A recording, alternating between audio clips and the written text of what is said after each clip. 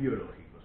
Dostoyevsky es un autor sumamente ideológico y, como vieron en la escena de la Casa Muerta con guión de Shklovsky, polémico en la Unión Soviética por sus posiciones en contra del socialismo.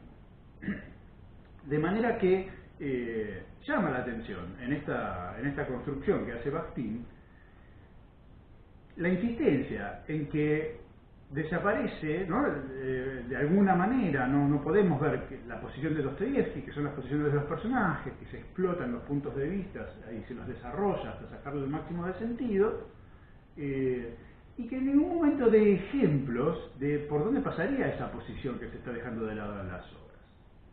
Es decir, no hay un trabajo con el contenido ideológico en ningún momento. Hay un descartarlo permanentemente para, bueno, relativizar este tema y abordarlo desde un punto de vista formalista. Cosa que también llama la atención. Por un lado y por otro lado no. Llama la atención en un autor como Bakhtin, que es sumamente sensible a cuestiones ideológicas, de poder, etcétera, como podemos ver en sus libros sobre el carnaval y la cultura popular en la Edad Media. Por otro lado, este texto es un texto que son dos textos. En realidad él escribió Problemas de la obra de Dostoyevsky en 1929. Entonces estamos todavía, fíjense, en una etapa de gran influencia de los formalistas en la Unión Soviética.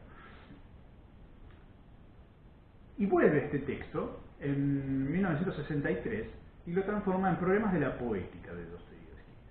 En realidad no toca nada de lo que hizo, lo deja como está. Uno puede comparar los dos textos. Lo que hace es agregarle material. Y daría la impresión que el material que agrega a veces, por lo menos en este capítulo, tiene que ver con contestar objeciones del tipo de la que yo estoy haciendo hasta ahora, que habrían sucedido en el transcurso de esos 30 años entre un momento y el otro. La parte agregada, la versión en español es la final, ¿sí? Cuando empieza a hablar de Chernyshevsky y de su proyecto de novela, que sería La perla de la creación, eso no estaba en Problemas de la obra de Dostoyevsky. Y allí, bueno, muy interesante porque además es un autor que vamos a ver y que no suele tratarse en este sentido, pone a Chernyshevsky primero en un lugar de novela experimental muy alto y lo pone como habiendo tenido una idea que apunta en el mismo sentido de Dostoyevsky, de una novela que hoy llamaríamos más que polifónica en el sentido dialógico de Dostoyevsky, multiperspectivista en un sentido posmoderno. Ustedes piensan en, hablando sobre eso, Talking It Over de Julian Barnes, sería la idea que tenía Dostoyevsky para una novela donde el punto de vista autoral precisamente desaparecería. Eso él lo dice en un prólogo a esta novela que nunca llegó a escribir. Y habría un segundo movimiento, me parece a mí, que es frente a esta falda que yo había observado de contexto histórico para el surgimiento de la polifonía propia de Dostoyevsky, propone una sintonía de época que es la de Chernyshevsky. Los dos habrían sentido, dice Bakhtin, el monologismo exclusivo de su época. Y pareciera que empieza a responder después de eso. Porque no es... sería absurdo pensar que en las novelas de Dostoyevsky la conciencia autoral no está expresada de ninguna manera.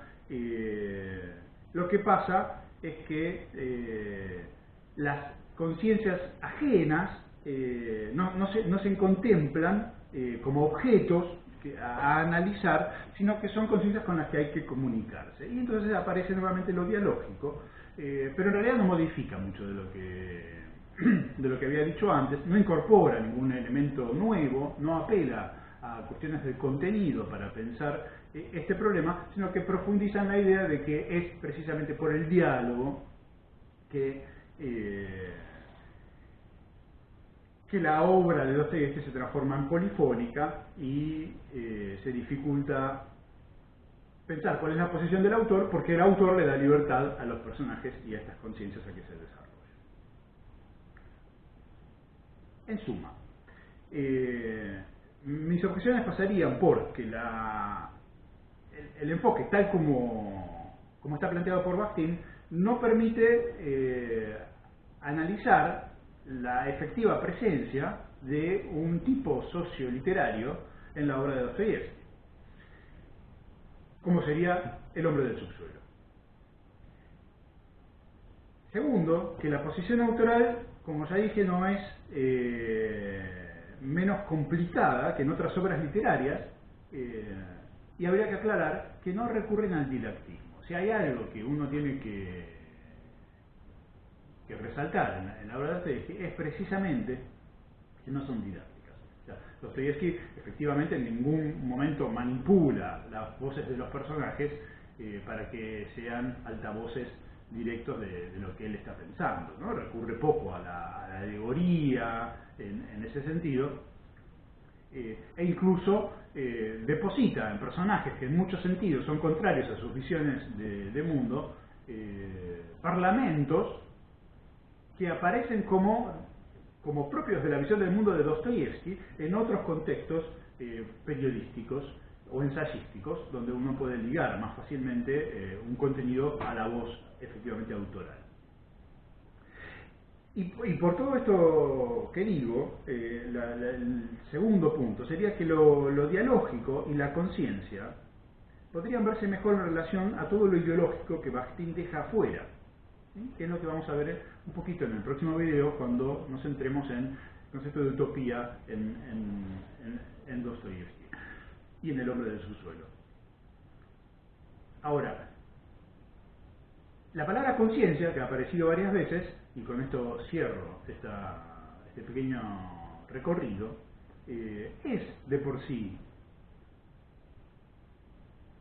un tema en Dostoyevsky. Y me parece ahí que se ve algo que necesita ser complementado en el análisis de Bakhtin, porque la conciencia aparece en Bakhtin como un punto de vista abierto, que en lo dialógico incorpora al mundo y reflexiona sobre sí mismo. Pero la conciencia del hombre moderno, etcétera, es un tema, ¿sí? Para Dostoyevsky en sí mismo, que él va a explorar, por el que va a caracterizar al hombre del subsuelo, y que necesita ser precisado en un contexto social, histórico, político e ideológico para poder ser captado más allá de la hermosa unidad de forma y contenido que adquiere en Dostoyevsky al convertirse también en un procedimiento de punto de vista.